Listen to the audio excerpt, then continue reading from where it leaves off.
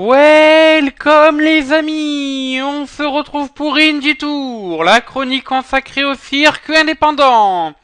Et donc aujourd'hui on va parler donc de la AAW. Nous allons aussi parler donc de Josh Alexander qui a donc annoncé sa retraite en début de semaine dernière. Et enfin nous parlerons de Pro Wrestling Bola, The Battle of Los Angeles. Donc commençons donc directement par les résultats de la AAW. Et donc de leur show Killer Among Us qui s'est déroulé donc le 19 juin. C'était à Marionette Park dans l'Illinois. Et donc au niveau des matchs, on a commencé par un match par équipe. The Hooligans, Devin et Mason Cutter ont battu Davey Viga et Mott Feature. Donc c'était un match par équipe. Et les Hooligans ont fait le tomber sur Vega alors que Feature était à l'extérieur du ring. Ensuite, on a eu Alichin Kay qui a battu Candice LeRae. Alichin Kay était nouvelle donc à la AAW, c'était seulement son 4e match et elle reste pour l'instant invaincue. Est-ce le début d'une nouvelle série en cours? Nous le découvrirons. Ensuite, Tyson Ducks a battu Shane Hollister. À noter que Matt Cage est venu après le match est venu juste avant la fin du match pour attirer l'attention de Hollister et afin de faire perdre ce dernier. Justement, parlant de Matt Cage, il était dans le match précédent vu qu'il a battu dans un 5-way scramble match Eddie Loveless, Marcus Crane, Brett Gaia et CJ Esperanza. Ensuite, donc, on a eu Tommaso Ciampa qui a battu Eddie Kingston, une sorte de vieille rivalité entre ces deux qui sont déjà affrontés à de nombreuses reprises depuis le début de l'année dernière. Donc, à noter que Ciampa a résisté pendant le match au Backfist from the Future, qui est donc en fait une sorte d'atémie dans le visage, portée donc de la part d'Eddie Kingston. Et donc, après le match, Eddie Kingston a pris le micro, et il a dit qu'il comptait faire un break le temps de s'éloigner un peu et de reposer une blessure qu'il avait eue. Ensuite, donc Johnny Gargano a affronté et battu DJZ. Alors, le lutteur de la chaîne est malgré être devenu régulier à la AAW depuis début 2015, n'a pas le moral au beau fixe et enchaîne les défaites dans cette fédération. Ensuite, donc, on a eu un match entre Louis Lyndon et Christian Fate. C'était pour le AAW Heritage Championship. Et donc, le match était gagné par Louis Lyndon. A noté qu'après le match, Aaron est venu reprocher la défaite à Fail et l'a poussé pour un peu l'énerver pour que ce dernier, pas se rebelle, mais que ce dernier, retrouve les chemins de la victoire. On sait que des fois, de faire violence à une personne, ça permet de la faire mettre sur le terrain de la victoire. Ensuite, on a les Oh Yeah Forky, l'équipe donc de la CZW, composée de Dave et de Jake Christ, qui ont affronté Monster Mafia, Ethan Page et Josh Alexander, et qui ont gagné justement ces derniers.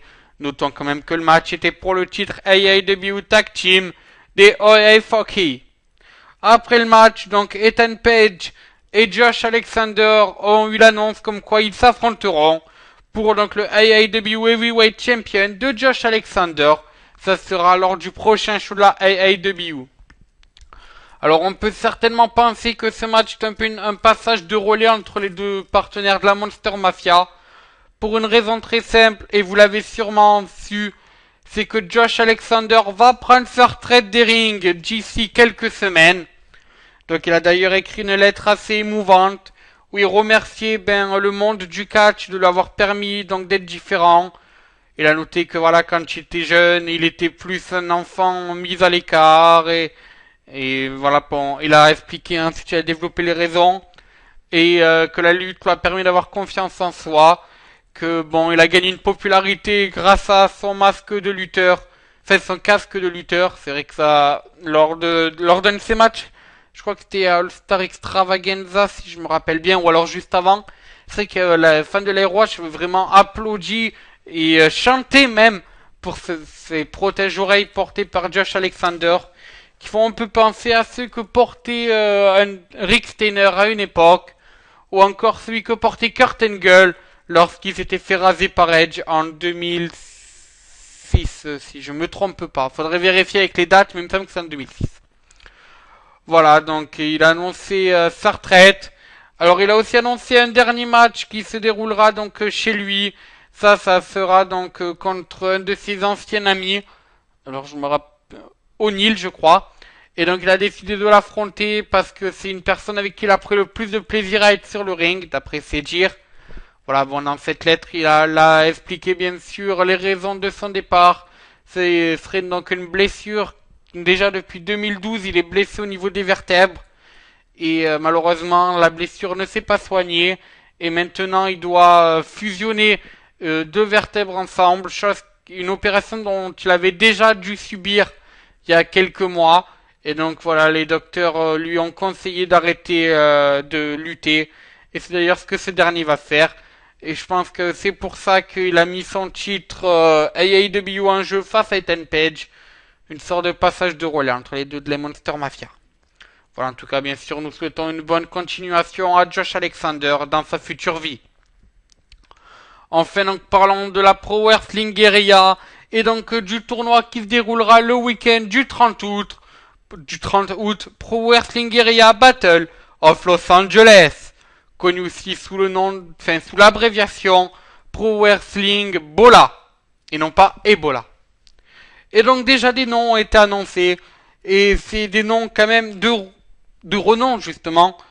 Alors donc déjà, les tout premiers qui ont été annoncés, c'est donc le Britannique Marty Scurll et Will Ospreay, qui luttaient donc tous les deux notamment à la Rev Pro Wrestling, qui est une fédération anglaise. Et puis ensuite on a eu quelques noms américains qui ont été annoncés. Alors on a Timothy Thatcher, donc qui, pour ceux qui ne le connaissent pas trop, il est en train donc de faire un nom grâce à d'excellentes prestations à la WWNL, qui est une fédération indépendante américaine. On le voit souvent entraîner du côté de la Evolve. Il a apparu des fois quelque chose de la CZW et c'est vraiment un lutteur qui sait connaître petit à petit. Un jeune lutteur mais qui sait connaître. On a ensuite donc Chris Hero. Je pense qu'on ne le présente plus. Un des lutteurs qui aime bien venir catcher en France d'ailleurs à la ECWA et qui donc là sera à Reseda en Californie pour Battle of Los Angeles. Il y avait déjà été l'an dernier mais c'était pas pour le tournoi, c'était pour affronter Chris Sabin. Ensuite il y a Mike Bailey, donc le jeune de la CZW, vu comme le renouveau du catch, qui s'est fait connaître déjà par sa gimmick qui est de karatéka, et par le fait qu'il est très rapide et qu'il a vraiment des coups de pied éclairs, et c'est ça donc qui lui ont donné un nom dans le monde du catch assez récemment, mais c'est vrai que c'est assez impressionnant à voir quand on ne l'a jamais vu. Cependant, je pense pas qu'on peut compter sur lui dans les favoris de Battle of Los Angeles, étant donné qu'il n'a pas encore gagné de match à la Pro Wrestling Guerrilla. D'autres noms aussi donc sont annoncés, d'autres pensionnaires même de la CZW. Il s'agit donc de Beef Busick. Alors il a souvent été, on va dire, nommé comme le Claudio Castagnoli 2, c'est-à-dire 2.0, c'est-à-dire vraiment la réplique d'Antonio Cesaro. C'est vrai qu'ils ont à peu près à peu près le même poids, à peu près la même taille. Ils se ressemblent un peu, mais surtout ils ont un style de catch très proche. Le seul problème c'est que Beef Busick n'a pas la reconnaissance et les titres qu'a eu Claudio Castagnoli. Cependant, il est sur la bonne voie s'il continue à travailler.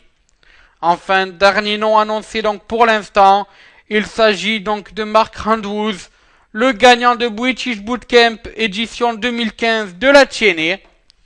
Donc on l'a très peu vu à la TNA, on l'a vu un peu traîner avec Rockstar Spud, être un peu en petite feud pour le titre X Division, mais ça a vraiment duré pas longtemps. Et donc maintenant il repart sur le circuit indépendant, et il sera à Battle of Los Angeles, et ça peut être une sensation pour le public californien, vu que ce sera la première fois que Andrews sera à la Pro Wrestling Guerrilla. Alors, l'an dernier, il y avait 16 noms d'annoncés, des grands noms notamment, donc des AJ Styles, des Matt Sydal, etc. Cette année, pour l'instant, il n'y en a même pas encore une dizaine. Mais bien sûr, on est prêt à parier que de nouveaux noms vont s'ajouter dans les semaines à venir. Donc bien sûr, je vous tiendrai au courant.